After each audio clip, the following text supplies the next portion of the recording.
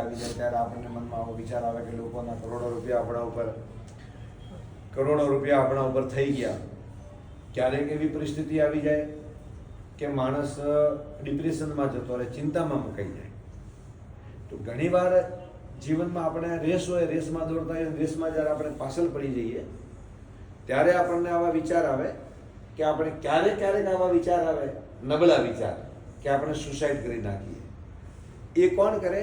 જે જ્યાદા સંવેદનશીલ માણસ હશે, એ જેની સમજણ શક્તિ વધારે છે, જ્યાદા સેન્સિટિવ છે અને જ્યાદા વસ્તુને ગંભીરતાથી પોતાના જીવનમાં લે છે, એવા માણસને સુસાઇડના વિચાર આવે. જે જાડી ચામડીનો માણસ છે એને આવતા નથી. હવે પ્રશ્ન એ થાય કે તમે ઘણું કમાવા નીકળ્યા હો તો નુકસાન પણ ઘણું થવાની શક્યતા રહે.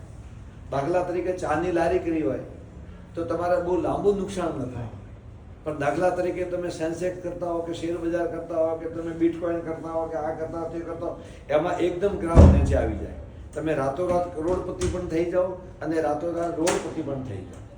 તો કરોડપતિ થવું સારી વાત છે, પણ ક્યારેક એવી નબળી પરિસ્થિતિ માણસના જીવનમાં આવે ત્યારે જીવનમાં ક્યારેક નબળા વિચાર નહીં લાવવાના. નબળા વિચાર કદી નહીં લાવવાના. પરિસ્થિતિનો સામનો કરવાનો. જ્યાં ખોયું છે ત્યાં ગાડીથી આપણે પ્રાપ્ત કરવાનું છે. જ્યાં નુકસાન કર્યું છે એમાં જ નફો મળશે, પણ આપણે ટકી રહેવું પડે. નબળા વિચાર ક્યારેય જિંદગીમાં લાવવાના, કોઈને આવતા હોય ને તો એને પણ રિફ્રેશ કરી નાખવાનું. સમજ્યા ને? મરેંગે નહીં. कैसी भी परिस्थिति हो जाए, मुसीबत આવે, સંકટ આવે, આ આવે તે આવે, આત્મહત્યા, સુસાઇડ કદી ન કરો, કારણ કે અવગતમાં જવું પડે અને પછી આપણે અવગતમાં ફરવું પડે. ભગવાન શ્રી કૃષ્ણ ગીતામાં કહે, જે માણસ મતલબ આત્મહત્યા કરે, સુસાઇડ કરે, એ માણસનો 7 ભાવ સુધી એનો ઉદ્ધાર નથી થતો, એને ભટકવું પડે. હું આપને કહું, જીવનમાં ગમે તેવી પરિસ્થિતિ આવશે, દરેકના માણસમાં આવે, દરેકના જીવનમાં આવે. સુખ આવે, દુઃખ આવે, નફો આવે, નુકસાન આવે. ક્યારેક પારિવારિક કલહ હોય તો કોઈ સારા માણસને જઈને, ગુરુ પાસે જઈને પોતાના મનના ભાવ પ્રકટ કરવાના, અથવા કોઈ ગામમાં સારો બુદ્ધિશાળી માણસ હોય, સમજુ માણસ હોય, એને જઈને વાત કરો તો તમને સમાધાન આપે. અને તમારા મનમાં, અમે ઘણા જણા લોકોને જોયા છે કે તમારા મનમાં ઘણી બધી વાતો તમે છુપાવતા હો છો, ઘણી બધી વાતો તમે નથી કરતા, મિત્રને નથી કરતા. તમારા જીવનમાં એક એવો મિત્ર હોવો જોઈએ કે જેને તમે બધી વાત કરી શકો. નહીં તો અંદરનું અંદર બધું ભરાવા માંડે અને એક દિવસ પછી વિસ્ફોટ થાય અને પછી આખો પરિવાર ભાંગી પડે. તમારા ઉપર તમારો પરિવાર જે નિર્ભર છે, બહેન છે, ભાઈ છે, માતા છે, બચ્ચો છે, છોકરો, પરિવાર, એ બધા તમારા ઉપર નિર્ભર રહે.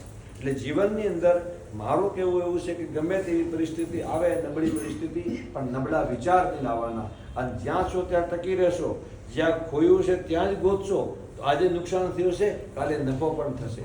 એટલે જીવનની અંદર સંઘર્ષ કરો, નબળા વિચાર મત લાવો, અડધો કલાક રોજ હસો, સારા માણસ સાથે મિત્રતા રાખો. યુટ્યુબમાં, મોબાઈલમાં તમે થોડી વાર ગમે ત્યારે પણ સાંભળો, કોઈ ફાલતુનો કન્ટેન્ટ ન જુઓ. આજે સોશિયલ મીડિયામાં કોઈ નેટફ્લિક્સ ને કોઈ સિનેફ્લિક્સ ને આવા બધા જે પ્લેટફોર્મ એની લત ન લગાડવી. સારા મહાત્માના પ્રવચન આવે, સંતોના પ્રવચન આવે, સારું કોઈ ભજન આવે, એને સાંભળીને તમે સાંજે સૂવો. સવારમાં ઉઠો તો ભજન વગાડો, સાંજે સૂવો તો ભજન વગાડો. પછી જ્ઞાની પુરુષો દ્વારા જે શબ્દો કહેલા છે એને જીવનમાં તમે બેઠા ગોખો. ક્યારેક બહુ નુકસાન થઈ ગયું હોય તો ગીતાનો જે સાર છે ને કે કુછ લેકે આયા નહીં, કુછ લેકે જાયગા નહીં, બરાબર? તો એવા તમારા મનને બનાવો તો જ તમારું જીવન આ ભાગદોડની દુનિયામાં ટકી રહેશે. નહીં તો શું થાય? તમે ધીમે દિગ્ભ્રમિત થઈ જાઓ, દિશાભ્રમિત થઈ જાઓ અને પછી એક દિવસ આપણને નબળા વિચારો આવે. એટલે સત્સંગ કરવી રોજે કોઈ, અને આજકાલ તો મોબાઈલની અંદર સારા મહાપુરુષોના, સારા સંતોના કોઈ સારો શાસ્ત્ર વાંચવો હોય તો પહેલાં તો દુકાને ખરીદવા જવું પડતું. આજે તો ગીતા હે, રામાયણ હે, ભાગવત હે, કોઈ પણ એવું શાસ્ત્ર તમને ગમે ત્યાં ઓનલાઈન તમે ખોલો તો તમને વાંચવા મળે, બરાબર? અષ્ટાવક્ર ગીતા ખોલો, તમે ખુશ થઈ જાઓ. અષ્ટાવક્ર ગીતા વાંચો એટલે તમારું મન ગદગદ થઈ જાય. આખું સારું શાસ્ત્ર, ઠીક છે? તો એનાથી તમારું મન મજબૂત બનશે. જે રીતે આપણે ભોજનનો ખોરાક લઈએ, પેટ માટે ખોરાક લઈએ, એ માટે આપણે પ્રોટીન લઈએ, મિનરલ લઈએ, ફેટ લઈએ, આના માટે, એ રીતે જે મગજનો જે ખોરાક છે એ સત્સંગ છે. એટલે સત્સંગથી તમે નિરંતર જોડાયેલા રહો. અથવા કોઈ ગુરુ મહારાજના સંતોના, કંઈ ન હોય તો ગુરુ મહારાજ રવિદામા સિદ્ધ પુરુષ છે, એમને તમે સાંજે રોજ સુતા યાદ કરો, અથવા તમે એમનું નામ લો તોય તમારા જીવનના દુઃખ દાંડર દૂર થશે. એટલે જીવનમાં મારું કહેવું એટલું છે કે તમે મજબૂત રહો, સત્સંગ કરો, વ્યસનથી દૂર રહો. આ દુનિયાની અંદર માણસ જ્યારે કંટાળે, જ્યારે સીધો વ્યસન પાસે દોડે, કંઈ કે વ્યસન શીખે, સિગરેટ પીએ, બીડી પીએ, ગોજો પીએ, ભોંગ પીએ, આ પીએ, તે પીએ, ગમે તે પીએ. કદી એ વ્યસનમાં પડવું નહીં.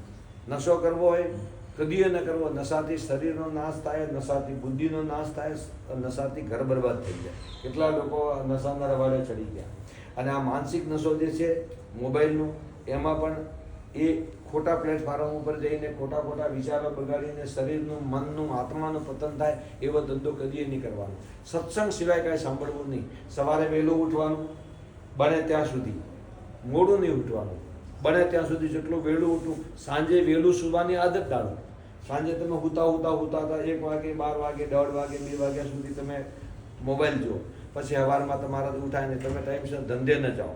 ઠીક છે? આખો ધંધો તમારું જીવન ભાંગી પડે. જલ્દી સુવો, જલ્દી ઉઠો. નિરોગી રહેવું હોય તો જલ્દી સુવો અને જલ્દી ઉઠો. નિરોગી રહેવું હોય તો સત્સંગ સાંભળો, સારો ખોરાક લ્યો, શુદ્ધ ખોરાક લ્યો અને સારા માણસોથી મિત્રતા રાખો. અને ગમે તે આપણે મનની કંઈ ફરિયાદ કે મનની તકલીફ કોઈ આપણાની હોય તો બેસીને એને દૂર કરો. બરાબર? સત્ય બોલો અને ધર્મની સાથે રહો. ધર્મથી તમે છેટા રહેશો, તમે ભ્રમિત થઈ જશો. તમે જો આ મોટા પૈસાવાળા લોકો બોલિવૂડમાં છે, મોટા લોકો અબજોપતિ ખરબોપતિ લોકો દુનિયામાં બધા બહુ છે, એમને ધર્મનો કોઈ નોલેજ જ નહીં.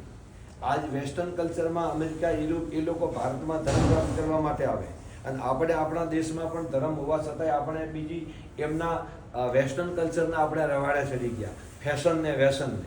તો એમાંથી બહાર આવો અને સત્સંગ જરૂર સાંભળો અને રોજ હસો. અડધો કલાક એવું કંઈક ટોપિક તૈયાર કરીને તમને હસાય એવો તમે કંઈક ગોઠવો. ઠીક છે? અને અવારનવાર અઠવાડિયે 15 દિવસે માનો એમ જ કોઈ સારા માણસના પાસે જાઓ તો કોઈ જગ્યામાં આપણે ભેગા થઈએ તો મનની ચર્ચા કરો. ફાલતુ ચર્ચા કરવી, ફાલતુ વિવાદ ઊભા કરવા, એકબીજા પેલો આમ કહેતો તો પેલો આમ કહેતો તો બુડી ભલી કરવી, આ બધામાંથી તમે બહાર આવો અને પોતાના ધંધામાં ધ્યાન આપો. તમે માત્ર ને માત્ર કમાવા માટે આવ્યા છો અને કમાવા માટે તમારો ઉદ્દેશ્ય છે, તો ધંધો કરો અને તમારું જીવન પણ સુધારો અને આ લોક પણ સુધારો અને પરલોક પણ સુધારો. ઠીક છે? બોલો સદગુરુ ભગવાન.